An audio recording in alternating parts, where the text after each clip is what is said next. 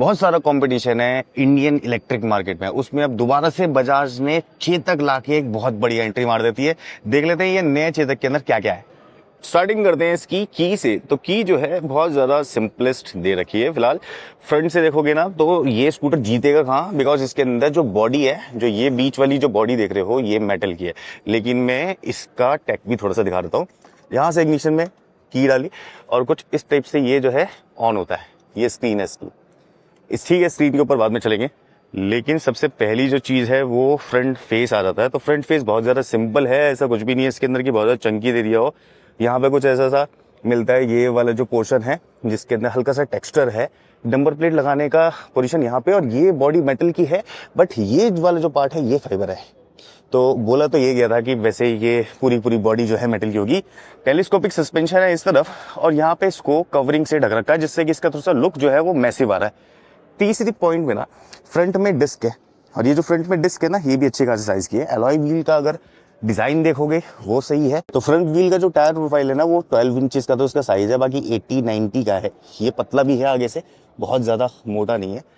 और मेन चीज स्कूटर की कहाँ पे काम आती है वो होता है ये फ्लोरबोर्ड। तो सबसे पहले यूटिलिटी देख लेते हैं। तो जैसे मैं बैठता हूँ इस पे तो इतने मेरे पैर आ रहे हैं, यहाँ पे इतना आगे स्पेस है। अगर आप दोनों पैर रख लोगे तो बहुत ज़्यादा स्पेस यहाँ पे बचेगा नहीं, एक ये भी पॉइंट है इसका। दूसरी चीज़ स्पेस के मामले में यहाँ पे ये पॉकेट है, यहाँ पे भी एक पॉकेट है जो कि छोटा मोटा सामान आपका इसके अंदर आ सकता है। देखो कंट्रोल्स की बात करते हैं। यहाँ पे जो है ना ये मोड है रिवर्स, ड्राइव और न्यूट्रल। न्यूट्रल मैं कर देता हूँ यहाँ पे, तो अपने ये न्यूट्रल पे आ गया। अगर मैं इसको ड्राइव पे डाल दूँगा ना, वो भी ब्रेक दबा के हुआ, तो ये अपने ड्राइव मोड पे आ जाएगा। 55 किलोमीटर पर आवर की स्पीड से चलता है ये स्पीड सुनने में तो ज़्यादा नहीं, लेकिन मोस्टली लोग जो अपने काम धंधे पे जाते हैं या फिर जिनको चाहिए कि मैं लो स्पीड एक स्कूटर ले लूँ जो कि थोड़ा सा सेफ भी हो, या फिर सोसाइटी के अंदर घूमना है, गेम खेलने जाना है, जिम जाना है, उन मामलों में 55 किलोमीटर पर आवर की जो टॉप स्पीड होती है वो काफ़ी सही मानी जाती है। बाकी इंस्ट्रूमेंट क्लस्टर की तरफ देखोगे तो यहाँ पे ये जो है एलईडी डिज़ाइन है, ये डायनेमिक एलईडीज नहीं है। ये दिखा दूँ मैं तो, मैं जैसे ड्राइव पे डालता हूँ, देखो ये लो गई ना अभी। तो ये क्या है कि सेंसर बेस्ड है, लाइट भी इसकी और ये भी। अभी दोबारा से हाई हो गई तो ऐसे करके ये नाइट के अंदर लो हो जाएगी और डे टाइम के अंदर हाई जाएगी। ये यहाँ पे रिप्रेजेंट कर रहा है। यहाँ पे हेडलैम्प की लाइट है, यहाँ पे न्यूट्रल की लाइट है, टर्न इंडिकेटर अगर मैं करता हूँ तो यहाँ पे ये सारी लाइट आ जाती हैं, ड्राइव मोड की लाइट है। बाकी इंस्ट्रूमेंट क्लस्टर में देख लेते हैं। ये आगे बैटरी, नीचे बैटरी परसेंटेज में भी आ रही है। यहाँ पे जो है कितना किलोमीटर ड्राइव किया है आपने, और ये जो है मैक्स मिन क्या मिल रहा है वो यहाँ पे आएगा। स्पीडोमीटर है वो यहाँ पे है, जो ट्रिप मीटर है और ओडो आपकी रीडिंग नीचे की तरफ आ रही है।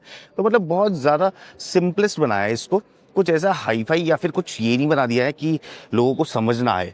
तीसरी चीज़ यहाँ पे ये टर्न इंडिकेटर और ये जो हेडलाइट की जो स्विचेस है ना, इनका क्वालिटी और जो हॉर्न है ये मुझे बहुत ही सही क्वालिटी लगी इसकी। ये साइड व्यू मिरर्स देखोगे तो बहुत बेसिक से हैं, स्कूटर के साथ में मैच कर रहे होंगे, बहुत सारे लोग बोलेंगे, बट मुझे ये लगता है कि स्कूटर के साथ में ऐसे ये मैच कर रहे हैं। ये जो है रिफ्लेक्टर एलईडी बेस्ड हेडलैम्प है विद डीआरएल और टर्न इंडिकेटर। एक बार ऑन करके देखते हैं। तो जब मैं इसका टर्न इंडिकेटर ऑन करूँगा तो कुछ ऐसे करके ब्लिंक होता है। अब ये जब ब्लिंक हो रहा है ना ऐसे, इसमें एक बजर का साउंड भी है, जो पहले के लोग अपने स्कूटर में बजर लगवाया करते थे। बाकी ये कुछ ऐसा इंटीग्रेटेड है यहाँ पे टर्न इंडिकेटर। देखो 113 किलोमीटर की आईडीसी रेंज है। इट मीन्स की प्रैक्टिकल रेंज होगी इसकी वो 92-95 के आसपास होगी। इसके अंदर दो मोड है, एक है इको और एक स्पोर्ट, और जो इको मोड है उसी पे 113 किलोमीटर की माइलेज मिलेगी, यानी कि रेंज मिलेगी, वो भी आईडीसी। वो भी अगर एक तुम सटन एक उस पर चलाओगे कंडीशन पे तब मिलेगी, वरना ये रेंज नहीं मिलने वाली। तो इस चीज़ का ध्यान रखना है। अब इसकी सीट ओपन करते हैं। यहाँ से इसको लेफ्ट करूँगा मैं तो ये जो है सीट ऐसे करके ओपन हो जाती है। कुछ स्पेस के मामले में यहाँ पे इतना बड़ा पोर्शन है जो कि दिल छू लेता है सीरियसली। बैटरीज जो है वो इंटीग्रेटेड हैं और बैटरीज यहाँ पे हैं नीचे। तो ये चीज़ मेरे को बहुत ही ज़्यादा सही लगी। इसके अंदर चार्जिंग पोर्ट कुछ ऐसा सा है जैसे कि हम देखते हैं स्कूटर का charging port, universal charging port इसमें नहीं है। और अंडर सीट स्टोरेज जो है ना इसकी वो 25 लीटर्स की है। तो ऐसे करके लॉक हो जाता है। ये लॉक हो गया। ग्रैब रेल ठीक ठाक सी मुझे लगी। ये जो है इसका टेल लैम्प का डिज़ाइन कुछ ऐसा सा लगेगा, पीछे से जो है काफ़ी अच्छा लग रहा है। और अगर इसका मैं टर्न इंडिकेटर ऑन करता हूँ तो यहाँ से ये तो कुछ ऐसा सा लगता है। इलेक्ट्रिक स्कूटर में दो चीज़ें मायने रखती हैं, एक तो चार्जिंग होती है। तो इसकी जो चार्जिंग है वो 0 to 80% 2 घंटे 25 मिनट के अंदर चार्ज होगा। 100% करोगे तो 3.5 घंटे के आसपास लग सकता है। 55 किलोमीटर की ये जो है टॉप स्पीड पे भाग सकता है। 113 किलोमीटर IDC रेंज है। कल इसका ना मैं एक ड्राइव रिव्यू करने वाला हूँ, उस वक्त पता चलेगा कि एक्चुअल में क्या है। बट ग्लिम्स दिखाऊं तो ये है BLDC मोटर जो कि हब माउंटेड है। यहाँ पे जो है डुअल सस्पेंशन स्प्रिंग सेटअप लगा हुआ है। जैसे आगे हमने देखा टेलीस्कोपिक वो वाला वो सेटअप यहाँ पे नहीं है, लेकिन हर एक चीज़ को काफ़ी अच्छे से सॉलिडली ये जो है बिल्ड कर रखा है।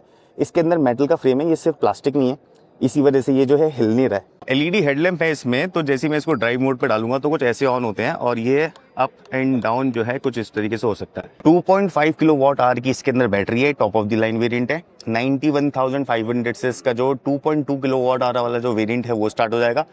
तो मतलब 1 लाख रुपए से कम के अंदर अगर आपको चाहिए कि रेंज थोड़ी सी और थोड़ी सी पावर थोड़ी सी कम, तो उसके लिए ये चेतक बेस्ट ऑप्शन हो सकता है।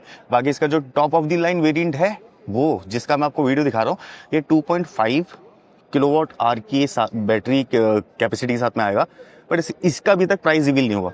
ओवरऑल अगर राइडर के पॉइंट ऑफ व्यू से देखूं तो यहाँ पे जो है ये वाला पोर्शन ये ब्रेकिंग के लिए है कि अगर आप इस स्लोप पे हैं तो यहाँ इसको ऐसे करके लगा सकते हो, ये सही चीज़ है। तो यहाँ पे प्लस पॉइंट है इसके।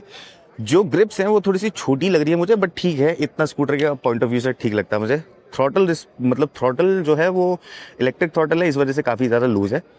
जो फ्रंट ब्रेक है ये डिस्क है, तो ये एक्चुअल डिस्क वाला ही फ्लेवर आपको देगी, बिकॉज आप इसको सिंगल फिंगर से भी क्लिक कर सकते हो। बाकी यूटिलिटी की बात करूँ इस स्कूटर में तो यहाँ पे एक हुक है और इस तरफ कोई भी हुक नहीं दिया, यहाँ पे भी एक छोटा सा हुक देते थे तो काम बन सकता था। इसका व्हील बेस चेंज हुआ है हल्का सा, प्लेटफॉर्म चेंज हुआ है हल्का सा, और ज़्यादातर कंपनीज यही बोलती हैं कि हमने बहुत सारी चीज़ें चेंज करी हैं, बट पैसा डालने लायक अभी भी है या फिर नहीं। अगर आप लोगों का डाउट है ना इस पे, तो कल मैं इसका एक राइड रिव्यू लूँगा, उसमें पता चल जाएगा कि किस टाइप का या इतने पैसे इसमें डालने चाहिए या फिर नहीं। वैल्यू फॉर मनी है नहीं है। उसके लिए आपको क्या करना है, प्लीज़ सब्सक्राइब कर लेना यार।